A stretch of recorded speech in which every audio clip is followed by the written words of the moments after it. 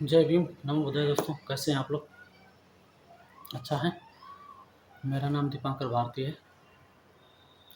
मैं social awareness के लिए और समाज को एकजुट करने के लिए वीडियो में उस उद्देश्य से बनाता हूं, और आपको आध्यात्मिक रूप से भी और सोशल रूप से भी आप एक साथ रहिए।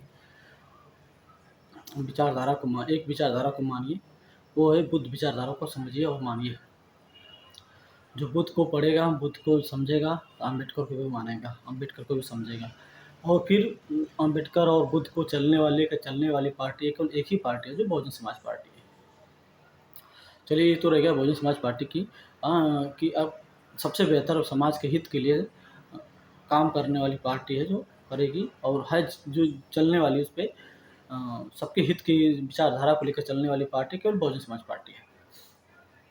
और कुछ ऐसे जो न अवसरवादी लोग विचारधारा के हैं ना, तो उन लोगों से सावधान रहने की ज़रूरत है। वो कभी अम्बेडकर जी का नाम लेंगे, कभी आपको किसी का नाम लेके, कभी दो बाबा साहब की जयंती, कुछ भी बाबा साहब की जयंती मनाने लगेंगे, तो कभी कांशी राम साहब की जयंती मनाने लगेंगे।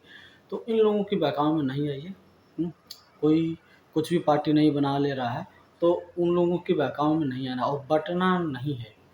जब तक आप अपनी जाति पे गर्व करेंगे, जाति का टीला बनाएंगे ना, तो आप बहुजन नहीं बन पाएंगे। आप बहुजन नहीं बन पाएंगे तो आप एकत्रित नहीं हो पाएंगे, और एकत्रित नहीं हो पाएंगे तो आपका भला नहीं होगा। इसमें सब पीटे जाएंगे, पारी पारा सब पीटे जाएगा, सबकी बर्बादी है। अभी उड़ीसा के आप न्यूज़ देखे होंगे कि एक बंदे को कई लड़कों ने पीट रहा है, और वहाँ दर्शक बन के देख रहा है। पीटने के बावजूद भी उसके ऊपर गाड़ी चढ़ा दिया लोग। हद है। राजस्थान में एक दलित इंजीनियर को इतना बीजेपी कार्यकर्ता ने पीटा है, उसकी कार्रवाई नहीं हो रही। पुलिस बल्कि उसको ही थाने में बंद कर दिए। इंजीनियर साहब अधेड़ हैं। तो ये सब घटनाएं हैं। आपका चुनाव आपको मायने रखता है, और ये नहीं है कि आप दलित ही हों, आप ओबीसी हों, माइनॉरिटी हों, कोई भी हों। यदि आप सर्वजन हिताय सर्वजन सुखाय की विचारधारा को नहीं अपनाएंगे, आप अपना राग अलापेंगे कि नहीं मैं सर्वश्रेष्ठ हूँ, मैं एक अलग जाति का हूँ, मैं ऊंचा हूँ, मैं नीचा हूँ, इस तरह कोई भी चीज़ विचारधारा को आप अहंकार को अपनाएंगे ना, तो इसमें आपका तो नुकसान होएगा, उसमें सबका भी होगा। क्योंकि जब आप बटे रहेंगे तो पारी पारा सबकी टूटेगी, हाथ पैर सबको मनोबल टूटेगा। आपको एकत्रित होना पड़ेगा, एक होना पड़ेगा।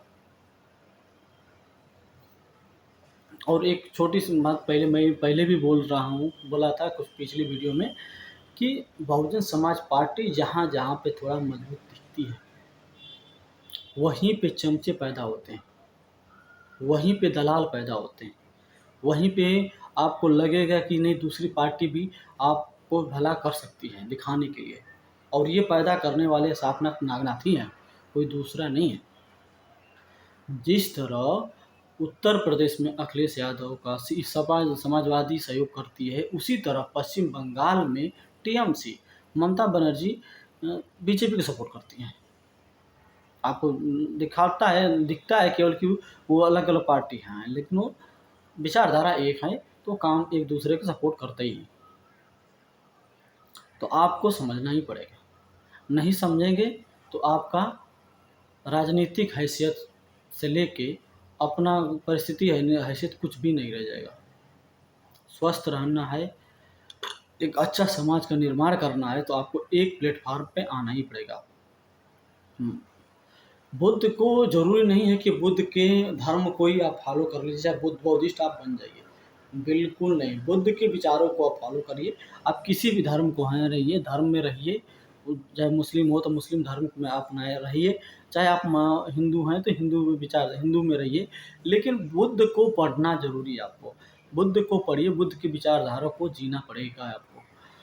अम्बेडकर के विचारों को पढ़ना पड़ेगा। अम्बेडकर को क्या समाज में कैसे समरसता इक्वलिटी जीना समाज में लाना चाहिए था, संगठन क्यों जरूरी था, इन लोगों ने क्यों इतना मेहनत किया, क्यों परिश्रम किया है।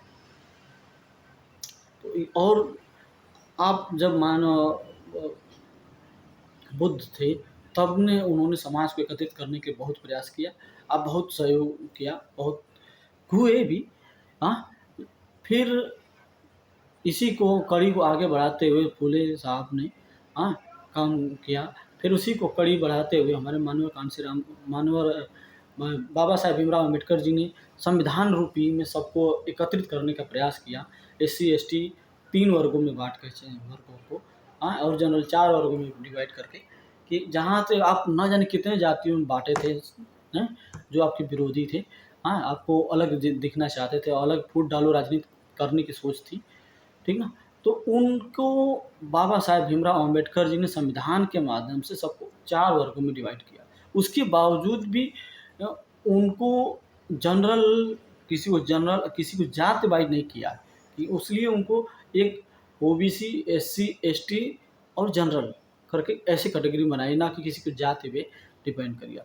और फिर इसको लेकर बहुजन प्रक्रिया को अपनाने के लिए इसके आगे काम करने वाले माननीय कांशीराम साहब ने बहुत काम किया कि एससी, एसटी, ओबीसी को एक करने की कोशिश की और सबको एक धरातल पर लाने की और अपने और आपको एक साथ लाकर एक पार्ट जहाँ पे आपका जनाधार ज़्यादा होगा तो तभी आप अपने सत्ता बना सकते हैं और अपने समाज के लिए अपने लिए कुछ काम कर सकते हैं।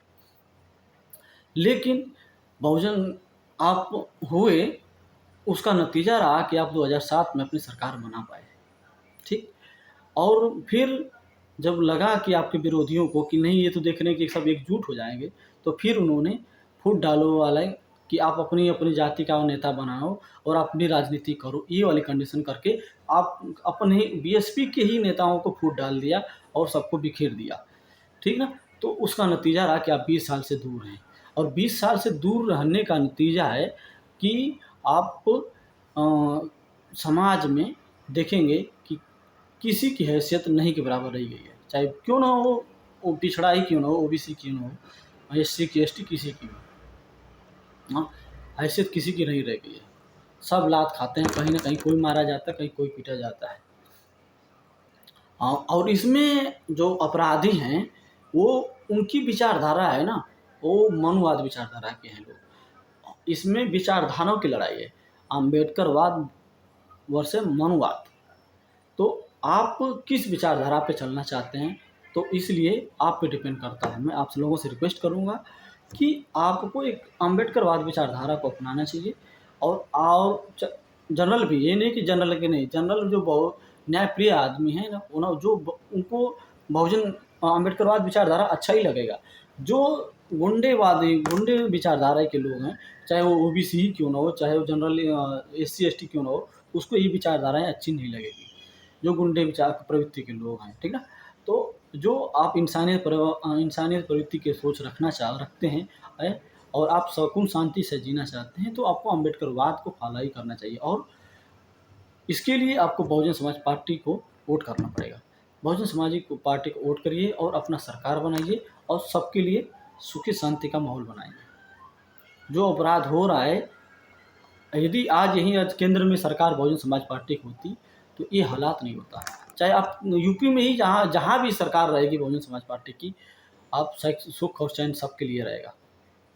अमन शांति, अपना त्यौहार मनाइए, अपनी पार्टी में अपनी तरीके से रहिए, कोई प्रॉब्लम नहीं है। कोई एक प्रति के प्रति कोई द्वेष नहीं रखेगा, नहीं रखेगा भी तो कर नहीं पाएगा। इतनी सत्ता अच्छी रहती है। तो इसलिए आपको अच्छा से जीना है तो बहुजन समाज पार्टी को अपनाना चाहिए। जय भीम, नमो बुद्धाय दोस्तों।